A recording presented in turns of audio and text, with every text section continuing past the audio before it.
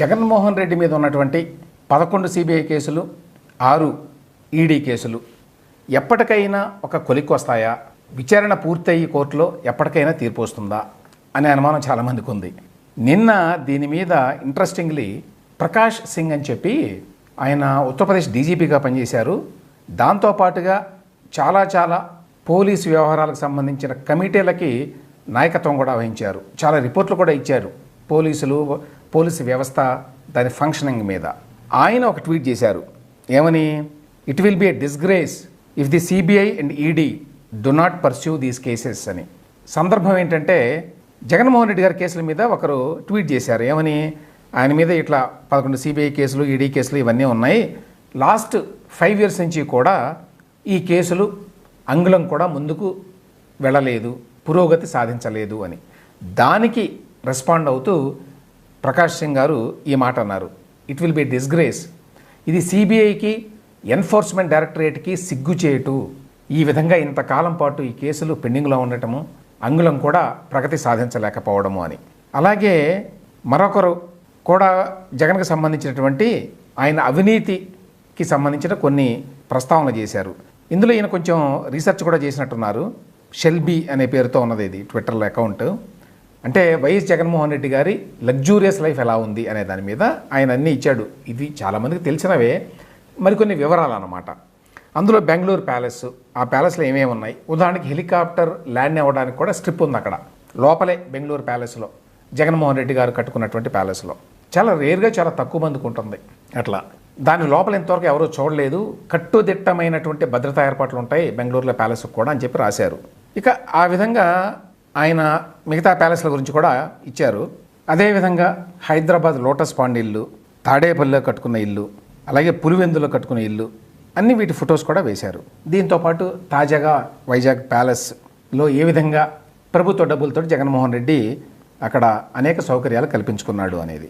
కాకపోతే ఇక్కడ కొన్ని ఇంట్రెస్టింగ్ విషయాలు కూడా రాశారు ఈయన కొంత రీసెర్చ్ చేసి. అదేంటంటే ఉదాహరణకి జగన్మోహన్ రెడ్డి గారు వేసుకునేటువంటి చెప్పులు 1.5 లక్షలట, 1.5 ఆ చెప్పులు. బెర్లూటి అనే కంపెనీకి చెందిన చెప్పులు అని చెప్పి కొన్ని బొమ్మలు కూడా పెట్టారు. ఆయన వేసుకునే షర్టు వైట్ షర్ట్ వేసుకుంటారు జగన్మోహన్ రెడ్డి గారు, అందరికీ తెలుసు కదా. ఇది రాల్ఫ్ లారెన్ అనేటువంటి కంపెనీ అట. ఇది డిస్కౌంట్ తర్వాత కూడా 45,000 రూపాయలు ఉంటుందట. అదేవిధంగా జగన్మోహన్ రెడ్డి గారు ఒక పెన్ను ఒకటి పెట్టుకొని ఉంటారు జేబులో, చాలామంది గమనించి ఉంటారు. ఈ పెన్ను మాబ్లా అనేటువంటి కంపెనీకి చెందింది. దీని ఖరీదు 87,400 రూపాయలట, మామూలు విషయం కాదు. సరే, ఇక ఆయనకి చాలా కార్లు అవి ఉన్నాయి. ఈ మధ్య 2018లో గెలవగానే మరికొన్ని కార్లు కూడా కొన్నాడు ఆయన చెప్పి కార్ల కంపెనీల పేర్లు వేశారు, జాగ్వార్, ఎక్సెల్ ఇట్లాంటివి. ఇది కాకుండా జగన్మోహన్ రెడ్డి గారు ఎక్కడికి వెళ్ళినా కూడా చార్టర్డ్ ఫ్లైట్లో వెళ్తారు. లండన్ వెళ్ళినప్పుడు కూడా చార్టర్డ్ ఫ్లైట్. చార్టర్డ్ ఫ్లైట్ అంటే ఏమిటి? మన కోసమే ఒక ఫ్లైట్ని అద్దెకి తీసుకోవడం అనమాట. అందులో 12 నుంచి 20 సీట్ల వరకు ఉంటాయి. మనం మన కుటుంబ సభ్యులు మాత్రమే వెళ్ళాలనుకుంటే తీసుకుంటారు. వాటికి అద్దెలు కూడా చాలా భారీగా ఉంటాయి. అదేవిధంగా తాడేపల్లిలో కూడా దగ్గరలో ఆయన ఉండేటువంటి ఇంటికి పక్కనే హెలికాప్టర్ దిగడానికి వీలుగా ల్యాండింగ్ స్ట్రిప్ కూడా వేసుకున్నారు. అది ప్రభుత్వ డబ్బులతో అనుకోండి. ఇక్కడ 2 పాయింట్లు. ఒకటి ఏంటంటే డబ్బులు ఉన్న వాళ్ళు డబ్బులు సంపాదించుకున్న తర్వాత వాటిని ఖర్చు పెట్టుకుంటారు, ఖరీదైన వస్తువులు కొంటారు. తప్పేమీ లేదు నిజానికి. ఇక్కడ 2 పాయింట్లు జగన్మోహన్ రెడ్డి గారికి సంబంధించి. ఒకటేంటంటే జగన్మోహన్ రెడ్డి గారు సంపాదించిన విధానం కరెక్ట్ కాదు, ఆయన ప్రభుత్వ అధికారాన్ని అడ్డం పెట్టుకొని అక్రమంగా డబ్బులు సంపాదించాడు అనేది ఒక పాయింట్. రెండవది, మోర్ ఇంపార్టెంట్లీ ఇక్కడ జగన్మోహన్ రెడ్డి గారు 2019లో అధికారంలోకి వచ్చినప్పటి నుంచి కానివ్వండి, అంతకుముందు కానివ్వండి, ఆయన ఎప్పుడూ మాట్లాడేది ఏమిటంటే నేను పేదలకు ప్రతినిధిని, నేను పెత్తందారుల మీద యుద్ధం చేస్తున్నాను, అవతల వాళ్ళంతా పెత్తందారులు, నేను పేదలకు పెన్నిధిని, పేదల యొక్క ప్రయోజనాలు కాపాడుతాను అనేటువంటి వ్యక్తి ఇంత లగ్జూరియస్గా జీవన శైలి కలిగి ఉండటం అనేది ఏమిటి అనేది. అందులో హిపోక్రసీ లేదా? నువ్వు నిజంగా పేదలకు ప్రతినిధి అయితే ఎంత డబ్బున్నా కూడా అంత విచ్చలవిడిగా, అంత ఖరీదైన వస్తువులు, అంత విలాసవంతమైనటువంటి జీవన శైలి ఉండాల్సిన అవసరం లేదు. అందులోనూ ప్రజా జీవితంలో ఉండి ప్రైవేటు వ్యక్తులు, బిజినెస్ పర్సన్స్ ఉంటారు, వాళ్ళు వందల వేల కోట్లు సంపాదించి లగ్జూరియస్గా లైఫ్ను గడుపుతారు. వాళ్ళు కష్టపడి సంపాదించుకున్నారు కాబట్టి వాళ్ళకి ఆ రైట్ కూడా ఉన్నది. కానీ ప్రజా జీవితంలో ఉండి, ముఖ్యమంత్రిగా ఉండి, ప్లస్ నా ఐడియాలజీ అంతా కూడా పేదల కోసం పనిచేయటమే, నేను పేదల కోసం పనిచేస్తున్నాను, పేదల ప్రతినిధిగా ఉన్నాను అధికారంలో అని చెప్పుకునేటువంటి వ్యక్తి ఇట్లా చేయడం అది ఇక్కడ ఉన్నటువంటి కాంట్రాడిక్షన్. ఇంత లగ్జూరియస్గా ఆయన గడపటం అనేది ఒకటైతే, ప్రభుత్వ ధనాన్ని తన లగ్జరీస్ ఖర్చు పెట్టడం అనేది ఇంకొక పాయింట్. ఇప్పుడు ఆయన ఖర్చు పెట్టేవన్నీ, ఆయన మంచినీళ్ళు తాగినా, ఆయన హెలికాప్టర్లో తిరిగినా, ఆయన చార్టెడ్ ఫ్లైట్లో తిరిగినా, ఢిల్లీకి ఎక్కడికి వెళ్ళినా, ఆయన ఇంట్లో రకరకాల వస్తువులు, ఫర్నిచర్లు ఇట్లాంటివన్నీ కాస్ట్లీవి పెట్టుకున్నా, లేకపోతే విశాఖపట్నంలో కట్టినటువంటి రిషికొండ ప్యాలెస్ ప్రభుత్వానిదే కదా అంటారు చాలామంది. ప్రభుత్వానిదే అయినంత మాత్రాన మీరు ఇష్టారాజ్యంగా విదేశాల నుంచి దిగుమతి చేసుకొని ఖరీదైన షాండ్లియర్స్, వందల కొద్దీ స్పెషల్ ల్యాంప్స్, ప్రత్యేకమైన బాత్ టబ్బులు ఇవన్నీ పెట్టుకోవాల్సిన అవసరం లేదు. ఇది చాలామంది గమనించరు. ప్రభుత్వానిదే కదా, కరెక్టే, ప్రభుత్వానిదే. ఇప్పుడు ప్రభుత్వం చేతుల్లోనే ఉంది. ఏం చేసుకుంటుంది ప్రభుత్వం? ఎవరి కోసం అంత ఖరీదైన బాత్ టబ్బు, ఎవరి కోసం అంత ఖరీదైన కమోడ్, ఎవరి కోసం అంత ఖరీదైన ఫర్నిచరు? గవర్నమెంట్లో కొన్ని సర్టన్ స్టాండర్డ్స్ ఉంటాయి, ఏ వ్యక్తికి ఏ స్థాయిలో ఉండాలి అనేది.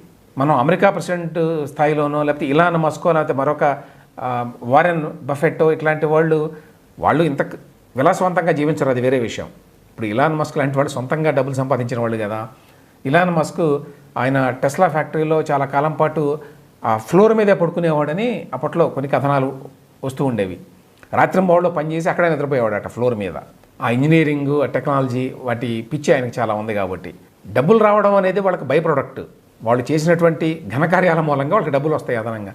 అంత మాత్రం చేత వాళ్ళు విలాసవంతంగా అందరికి కనిపించేట్టుగా అట్లా ఖర్చు పెట్టరు. డబ్బు ఏమి ఖర్చు పెట్టినా తప్పు లేదు అట్లాంటి వాళ్ళు. ఇక్కడ మనం మాట్లాడుతుంది జగన్మోహన్ రెడ్డి గారి గురించి, ఆయన ఏ విధంగా చేశాడు అనేది. సో ఇక్కడ రెండు విషయాలు, ఆయన లగ్జూరియస్ లైఫ్ అనేది ఒకటి, ఇదంతా కూడా కరప్షన్ వల్లే సాధ్యమైంది. ఆ కరప్షన్ని ఇంకా వెలికి తీయాలి. ఇప్పుడు రెండు పాయింట్లు ఇక్కడ, గతంలో జరిగినటువంటి సిబిఐ, ఈడీ కేసులు ఏవైతే ఉన్నాయో వాటి మీద వేగవంతంగా విచారణ జరపాలి, ఇంతకాలం పాటు ఇవి నడవడం ఏంటి అని చెప్పి ప్రకాష్ సింగ్ లాంటి వాళ్ళు మాట్లాడుతున్నారు.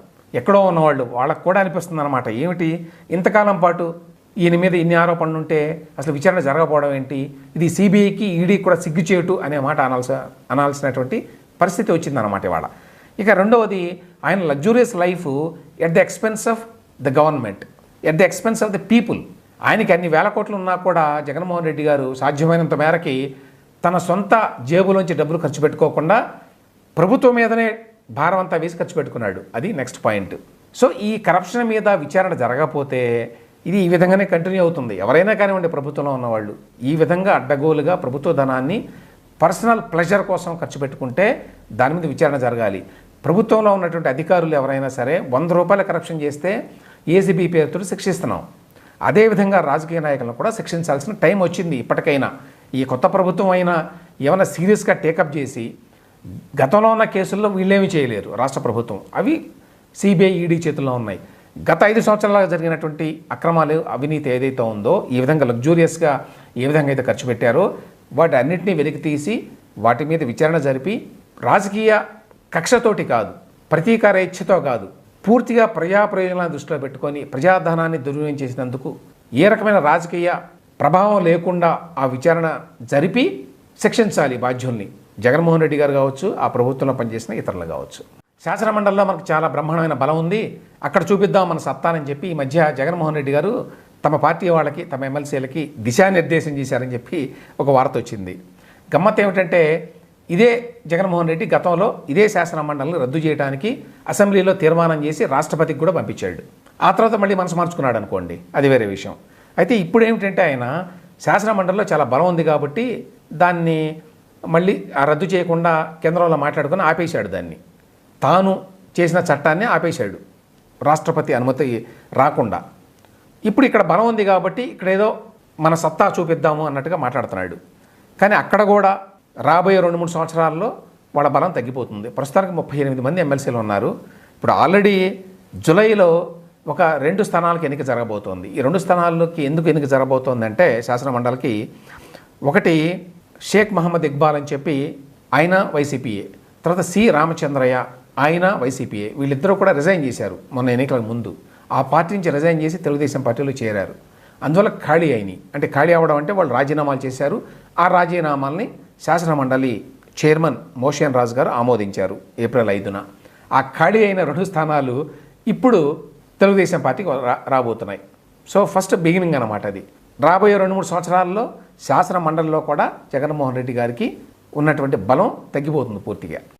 విశాఖపట్నంలో ఉన్నటువంటి స్వరూపానంద గారు కారణాలు ఏమిటో తెలియదు కానీ రాజగురువుగా అవతారం ఎత్తారు గడిచిన 5 సంవత్సరాల్లో జగన్మోహన్ రెడ్డి గారికి. ఆయన ప్రభుత్వంలో ఉన్నప్పుడు, ఆయన ముఖ్యమంత్రిగా ఉన్నప్పుడు చాలామంది వైఎస్ఆర్సీపీ నాయకులు, ప్రభుత్వంలో ఉన్న పెద్దలు, ఈవెన్ గౌతమ్ సవాంగ్ లాంటి వాళ్ళు, మాజీ డీజీపీ, తర్వాత ప్రస్తుతం ఏపీపీఎస్సీ చైర్మన్, ఇట్లాంటి వాళ్ళు కూడా వెళ్ళి విశాఖపట్నం స్వరూపానంద గారి ఆశ్రమానికి వెళ్ళి ఆయన ఆశీర్వాదాలు తీసుకునేవాళ్ళు. ఆ రకంగా ఆయన ప్రొఫైల్ చాలా పెరిగింది గత 5 సంవత్సరాల్లో. జగన్మోహన్ రెడ్డి గారు కూడా వెళ్ళేవాళ్ళు కాబట్టి ఆయనకు చాలా ప్రాధాన్యత ఉండేది. ఆయనకి విశాఖపట్నంలో, ఆ తర్వాత తిరుమలలో కూడా అక్రమంగా స్థలాలు ఇచ్చారు, ఎకరాలు ఇచ్చారు అని చెప్పి ఆరోపణలు ఉన్నాయి. వాటి మీద విచారణ కూడా జరగబోతోంది అనేది వార్తలు.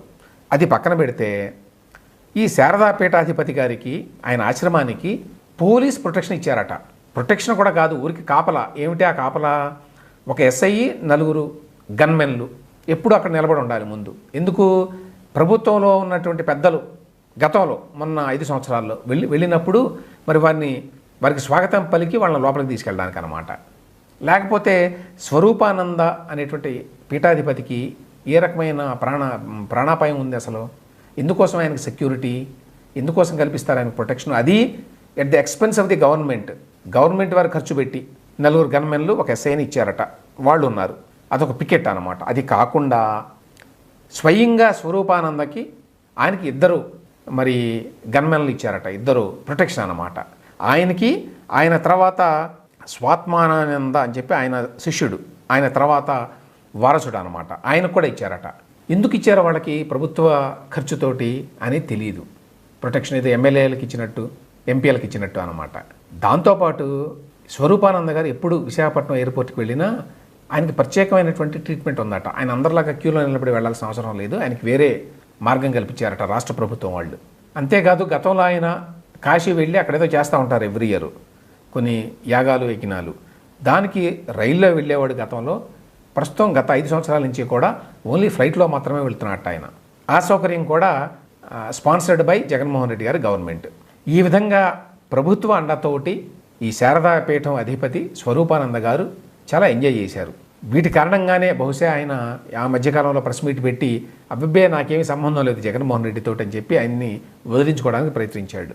అంటే మన పీఠాధిపతులు కూడా రాజకీయ నాయకుల మళ్ళీ ఎట్లా ప్లేట్ ఫిరాయిస్తారు అనేది ఒకటైతే, ఏ విధంగా అధికారాన్ని ఆశ్రయించి, అధికారంలో ఉన్న వాళ్ళని ఆశ్రయించి రకరకాల లౌకిక సౌఖ్యాలను పొందుతారు అని చెప్పడానికి ఇది ఎగ్జాంపుల్. ఇప్పుడు ఈ విధంగా ఈ ప్రొటెక్షన్ ఎందుకు కల్పించారు, ఎందుకు గన్మెన్లు ఇస్తున్నారు వాళ్ళకి అని చెప్పి దాని మీద ప్రస్తుతం ఉన్న ప్రభుత్వం ఏదో విచారించబోతోంది, దాన్ని కనుక్కుంటున్నారు అని చెప్పి వాళ్ళ ఒక వార్త వచ్చింది. మరి ఇంకా ఏం వివరాలు, కొత్త వివరాలు తెలుస్తాయో తర్వాత చూడాలి. ఇదొక శుభవార్త. ఈ పట్టాదారు పుస్తకాల మీద జగన్మోహన్ రెడ్డి గారు గతంలో తన బొమ్మ వేసుకొని అందరికీ పంచాడు. దీన్ని కొంతమంది మేధావులు సమర్థించిన విషయం కూడా తెలుసు మనకి.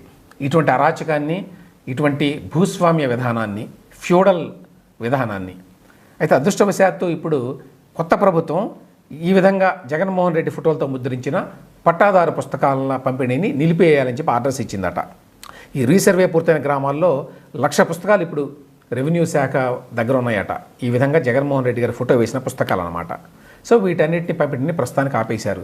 వీటితో పాటు ఆల్రెడీ ఏవైతే పంపిణీ చేశారో జగన్మోహన్ రెడ్డి గారి ఫోటోతోటి పాస్ పుస్తకాలు కావచ్చు, మిగతా వేరే సర్టిఫికెట్లు కావచ్చు, కుల ధృవీకరణ పత్రాలు, ఇట్లాంటివన్నీ, వీటన్నిటిని కూడా రీకాల్ చేసి వాటిని ఓన్లీ ప్రభుత్వ చిహ్నంతో ముద్రించి ఇవ్వాల్సిన అవసరం ఉంది ఎప్పటికైనా కూడా.